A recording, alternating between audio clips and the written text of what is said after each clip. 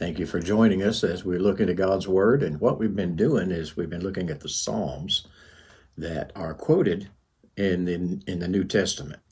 And this particular one, Jesus, this is the night before he's crucified, and he quotes Psalm 69:4. Those who hate me without a cause are more than the hairs of my head. Now, it's not an exact quote, but the night before he's crucified, he speaks about to the Jewish leadership that's going to be delivering him up to be crucified. And he says, this is to fulfill the scriptures. They hated me without a cause. Isn't it interesting that the very people who had the responsibility as the leadership in Israel to say, this is the Messiah, were in the process of having him put to death? I hate to go to the Brady Bunch, but why did Jan hate Marcia?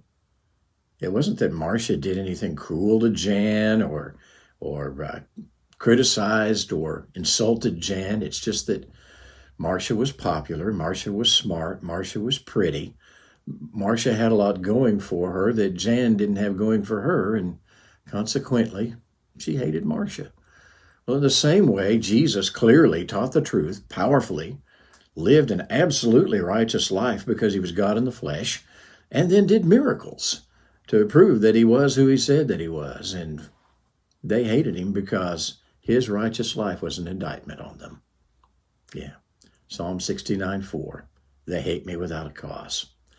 Expect as a Christian, well, Jesus said, if they hated me, they'll hate you, that somebody's going to hate you because your life is an indictment. If you live a godly life, it's an indictment on people who don't. And they'll hate you for it. But you know what? If you're not a Christian, somebody's going to hate you. Somebody's going to hate you. So why don't you come to Jesus and make sure it's the right people? God bless you. I'm done.